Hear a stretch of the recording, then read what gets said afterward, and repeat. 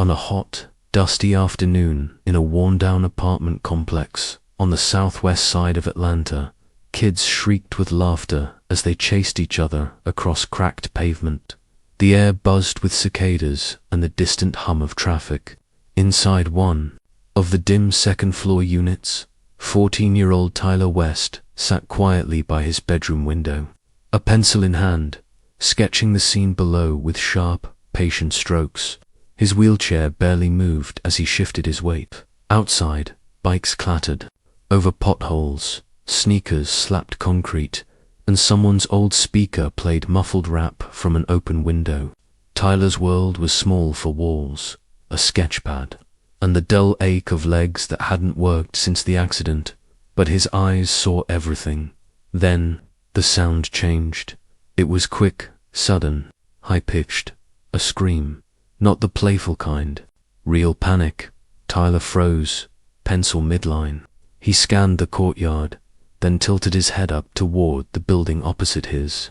There, on the third floor, a baby no more than 2 stood, wobbling on the rusted edge of a balcony.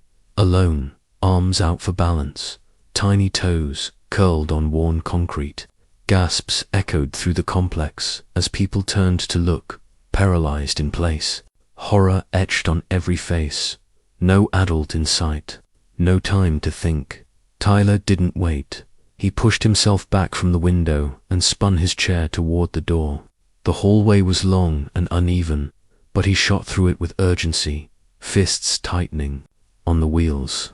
Reaching the stairwell, he didn't hesitate. He threw the brakes on and launched himself forward, hitting the stairs with his hands, elbows, dragging his body up one brutal step at a time. Skin scraped, his breath burned, blood smeared against the metal rail. Still, he climbed. Floor 1, then 2. Shouts rang out behind him. Someone screamed for help, but he kept going. The world narrowed to the thud of his palms, the scrape of his knees, the flash of that baby's teetering frame in his mind. At the top, he hauled himself to the apartment's open door, flung his weight forward, and reached out just as the baby tipped forward. Tyler caught him. Liam's tiny body collided with his chest, and they both dropped to the ground in a tangled heap. The toddler screamed, alive, safe, clinging to the boy who couldn't walk. Behind them, the complex exploded, neighbors rushing out, phones raised, mouths wide in shock. Someone called 911, someone else sobbed, and through it all, Tyler lay there, chest heaving, arms wrapped tight around the child. The sirens came quick, flashing red and white, slicing through the afternoon haze. As medics poured into the scene and cops pushed through the crowd, a woman's voice whispered behind the phone camera, shaky and stunned, "That boy, he saved his life, but look at his mother, she's not even here." The screen fades to black dot. Tyler West lived in the kind of apartment where silence hung heavy and love felt like a rumor.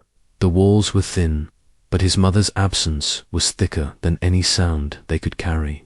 Angela West worked the overnight shift at a rundown bar off Ponce de Leon, her energy drained by every shift and dulled further by weekend binges that left her passed out on the couch or slurring hurtful things she'd forget by morning.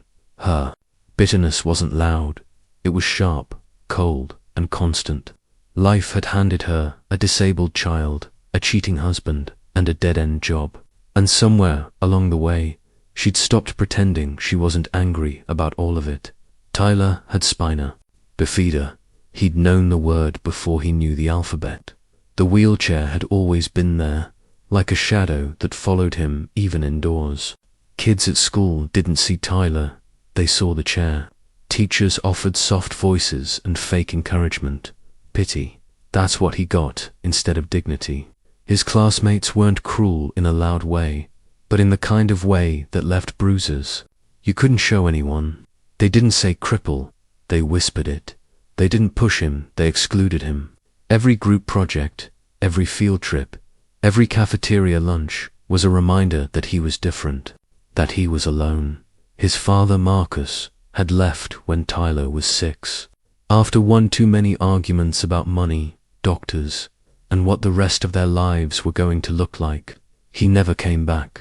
Sometimes, Tyler imagined a version of him out there, not because he missed him, but because he needed someone to blame, someone other than himself. But Tyler wasn't weak. He read constantly, sketched for hours, his notebooks filled with surreal cityscapes, people with too many eyes or none at all. It was his way of understanding a world that barely acknowledged him. He listened more than he spoke. He saw things people ignored. He knew how to sit in silence without breaking under it. That made him older than his years, wiser than most adults he met, and lonelier than anyone deserved to be. The only person who treated him like he mattered was Mrs. Evelyn, the retired nurse who lived 2 doors down.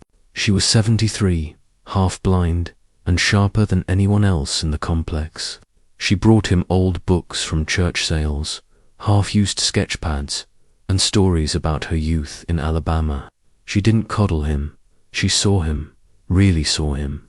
Tyler would often sit on her porch as she sipped black coffee and rattled off opinions about everything from local politics to the state of Atlanta's school system. She never pitied him. That's why he loved her.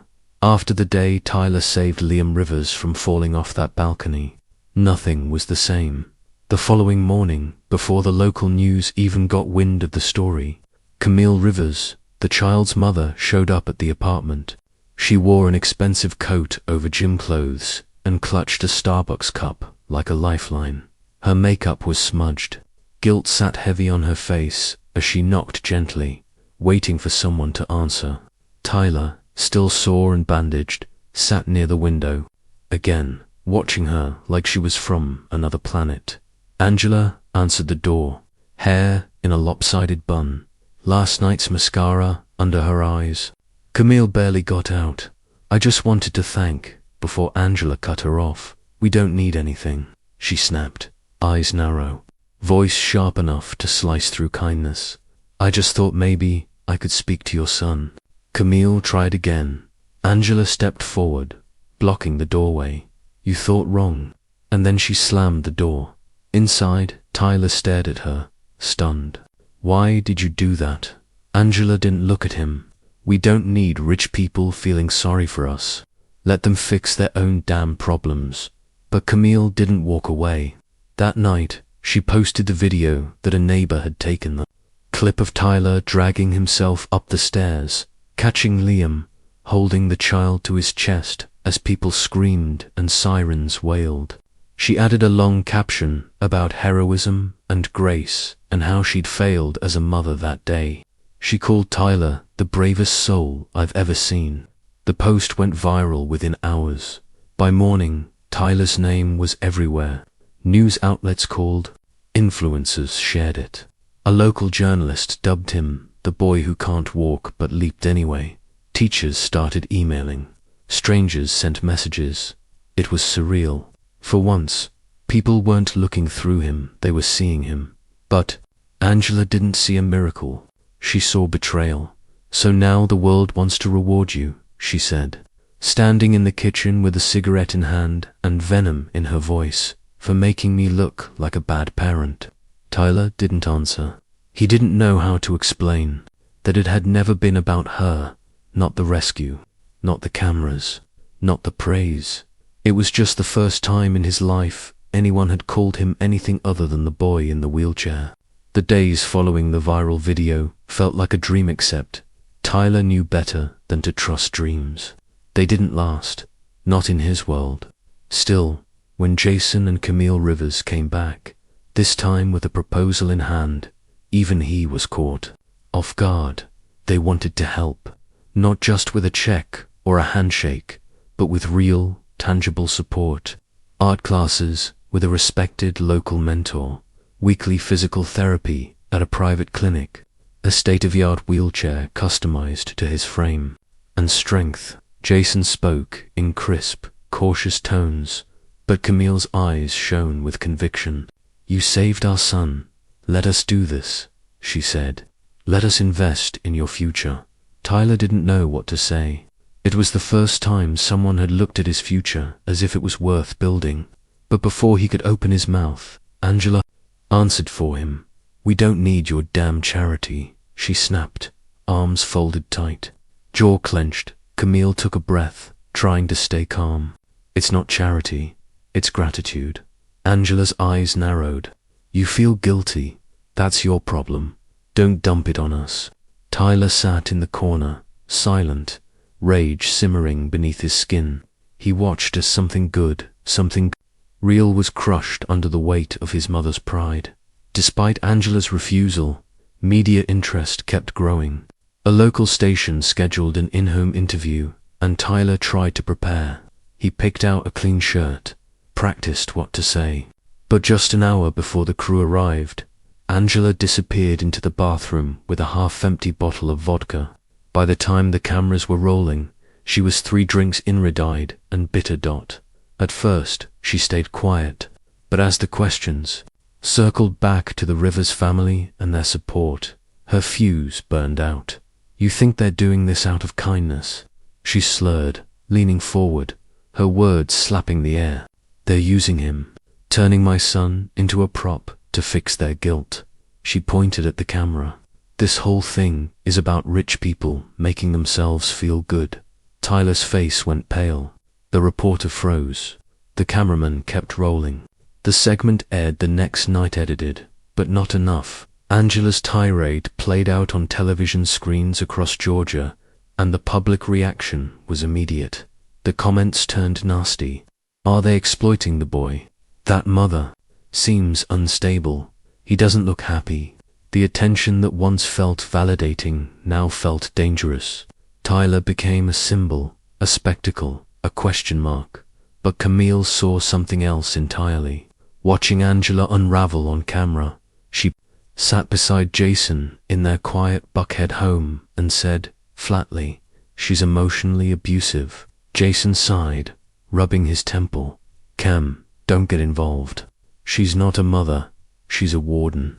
That boy's a prisoner in his own home." Jason didn't argue, he just looked away. The next day, Mrs. Evelyn knocked gently on Tyler's door and slipped him an envelope.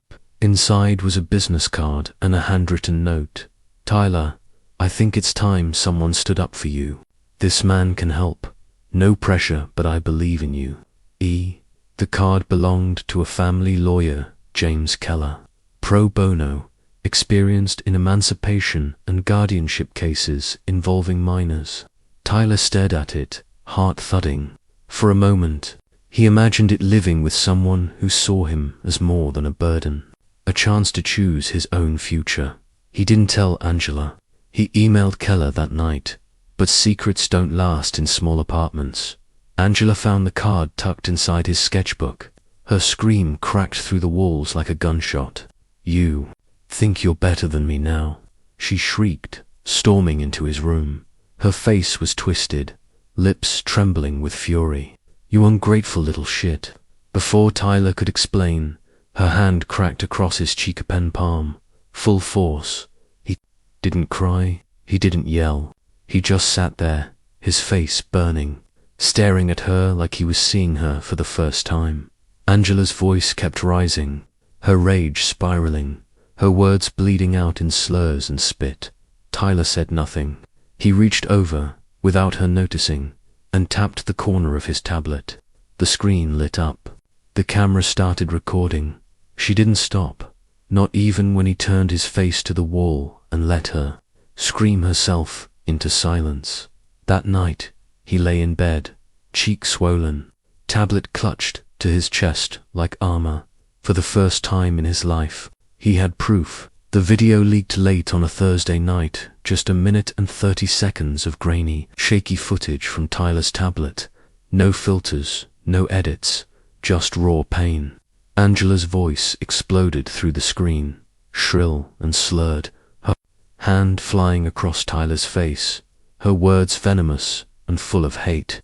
"You think you're better than me now," she screamed. "You ruined my life, just like your father did." The clip spread like wildfire, first on Reddit, then Twitter, then cable news. And just like that, public perception flipped. Tyler was no longer a questionable symbol or clickbait hero. He was a child in danger, a victim in plain sight. By sunrise, news vans surrounded the complex. Reporters camped outside the rusted gate. Cameras pointed up at the apartment where the shouting had come from. Angela tried to hold her ground, screaming at journalists to leave, but by the weekend, she'd lost her job at the bar. Her boss didn't want the trouble. She came home drunk and broken, slamming cabinets, shattering a plate, sobbing into her fists. "You ruined me," she said to Tyler, her voice hollow. "You always have, ever since the day you were born." Child Protective Services arrived 2 days later. Tyler didn't cry when they packed his bag. He didn't beg to stay. He looked around the only home he'd ever known, the cracked walls, the burnt-out light bulb in the hallway, the silence, and felt nothing. When they told him he'd be placed temporarily with Camille and Jason Rivers, he just nodded. Camille met him at the door like he was something precious, fragile. She hugged him gently, like she didn't want to break him. Tyler flinched anyway. It wasn't her fault. He just wasn't used to being held. Their house was huge, quiet, clean. The fridge was always full. His room had soft sheets, sunlight, and a painting above the bed that looked like something he might have drawn. But the kindness was overwhelming. Camille checked on him constantly, smiling too much, like she was afraid he might disappear. Jason was quieter, more distant until one afternoon. He took Tyler out to the garage and introduced him to woodworking. No big speeches, no pressure, just handed him a block of cedar and some sandpaper. They worked side by side for an hour, without saying much, and something inside Tyler loosened. He wasn't being watched, he was just being. Therapy was harder. His therapist, Dr. Morell, was calm, patient, but relentless in that quiet way that made you talk before you realized you were bleeding. Tyler spoke in fragments at first, about the accident, the way kids looked at him, the silence at home, the way Angela never touched him unless she was angry. "I think I felt guilty for being alive," he said one day, voice cracking, like I was the reason everything fell apart. Dr. Morell didn't interrupt, he just listened. That was the worst part. It made Tyler feel like what he said mattered. Meanwhile, Angela was spiraling. Public sympathy had turned against her, but she wasn't done fighting. She scraped together money for a lawyer and launched a petition to regain custody, claiming the Rivers had manipulated Tyler and stolen him under the guise of help. "They took my child," she cried into the cameras outside the courthouse. "They're rich, white, and playing saviors, but I'm still his mother."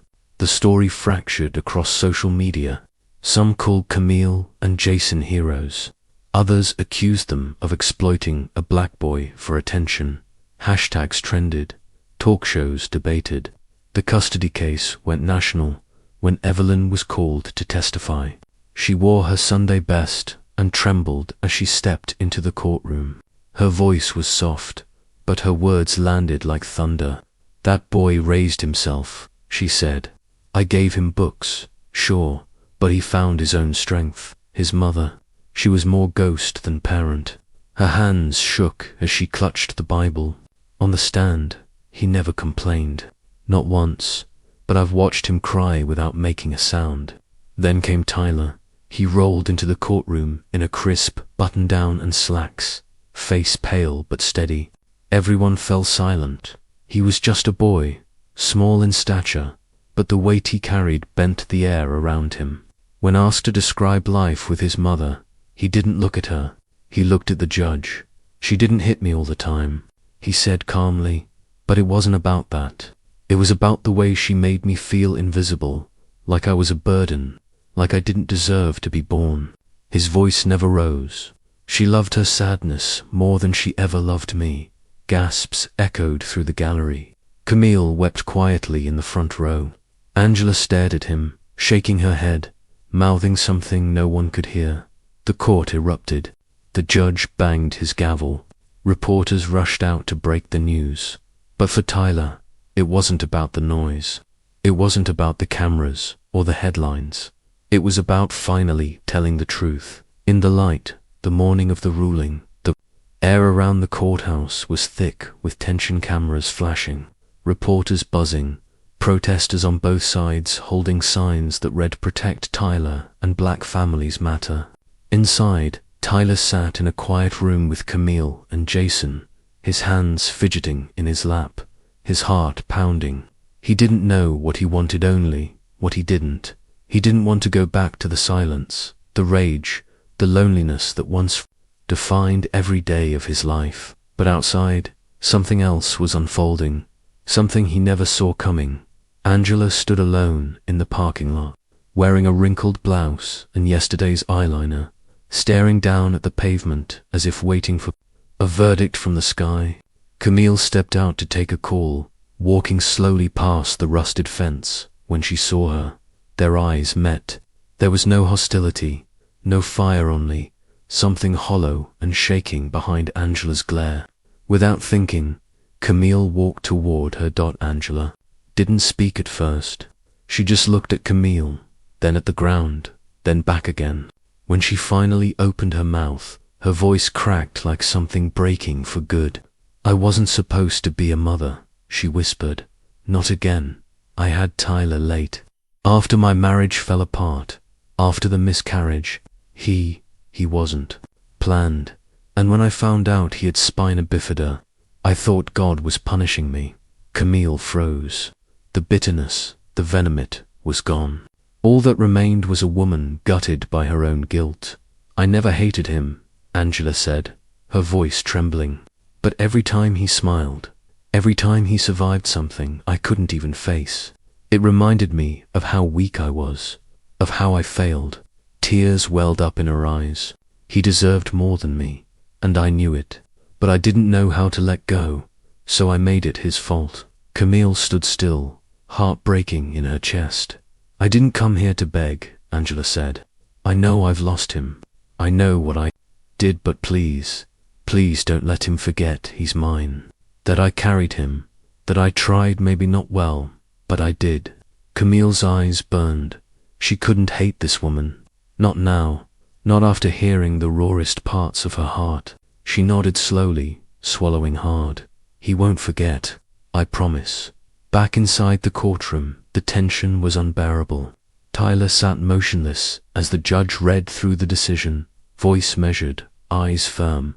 "In the interest of the child's well-being, the court grants joint guardianship," the judge declared. "Primary custody will remain with Camille and Jason Rivers, with supervised visitation and monitored communication with the biological mother, Angela West." Tyler blinked, barely processing the words. "Joint guardianship. She still gets to be in my life." He turned to Camille, eyes wide, confused. "After everything, she still gets to be in my life." Camille reached over, took his hand in hers, and said softly, "Not because she deserves it, Tyler, but because you do." And with those words, the weight began to lift. Not all at once, not completely, but enough for him to breathe. Months later, the boy, once known only as the kid in the wheelchair, stood before a crowd not on legs, but on truth. Tyler's artwork had been selected for a citywide youth exhibit, and his centerpiece stunned the room. It was a vivid charcoal sketch of that day on the balcony, but in the drawing, Tyler stood upright, arms outstretched, catching Liam mid-air. The wheelchair sat empty in the background, almost forgotten. Viewers gathered, hushed and moved, as the plaque beneath the image read, "It wasn't about walking, it was about choosing to move." The exhibit opened doors Tyler never expected. Schools invited him to speak. Disability advocacy groups asked for interviews. And at every event, he told a version of the same truth. "You're not broken, just different, and different isn't less." His voice, once quiet and guarded, grew steady with purpose. For the first time in his life, people weren't just listening to his story, they were changed by it. Back home, Jason and Camille had transformed their garage into a small art studio, Tyler's sanctuary. Jason worked alongside him, their bond forged not in words, but in shared silence, wood shavings, and trust. The studio smelled of cedar and paint thinner, the walls covered in Tyler's evolving imagination. Here, he didn't feel like a guest. He felt like a son. Angela, meanwhile, had begun her own slow, painful unraveling. Therapy had softened the edges of her bitterness. The court-ordered visits started awkwardly stiff silences, sideways glances, too many things left unsaid. But Tyler showed up anyway. Sometimes they sat in the park and fed ducks. Sometimes they just looked at clouds. She asked questions. He answered. Some days were better than others, but they were showing up. And for Tyler, that was a kind of miracle. The river's marriage, once worn thin by years of silence and distance, had changed to Tyler, without knowing it, had brought light into their fractured space. Camille found joy in caretaking again, not from obligation, but from love. Jason laughed more, stayed present, stopped sleeping in the guest room. The boy who had almost vanished inside his mother's grief had helped stitch a family back together. One crisp Saturday morning, Evelyn found a letter on her doorstep, no return address, but she knew the handwriting. Angela's words were shaky but honest. I couldn't raise him right, but I'm proud of him now. Thank you for being who I couldn't. Evelyn read it 3 times, tears sliding down her wrinkled cheeks. She folded it gently and placed it in her Bible. Tyler never heard about the letter. He didn't need to. He was too busy painting the next scene of his life, one where he wasn't trapped by who he used to be, but lifted by who he was becoming. A year later, the old apartment complex looked smaller than Tyler remembered. Faded walls, rusted railings, the same cracked pavement below. He sat quietly in his chair beside Camille, Liam bouncing beside them, taller now, his small hand wrapped around Tyler's. They had come back not for closure, not for spectacle, but for something simpler, to stand where everything had changed. Tyler wheeled himself to the same balcony, the one where he'd once pulled himself up on bloodied elbows, heart racing, fear and instinct colliding in a single act of courage. Now, he looked down calmly, the scene below bathed in golden afternoon. Light, no screaming, no chaos, just peace. Liam tugged at his arm. Is this where I almost fell? He asked. Wide-eyed Tyler nodded gently. Yeah, buddy, but you didn't. You're still here. Camille stood behind them, her voice soft with emotion. You saved more than a child that day, Tyler. You saved all of us.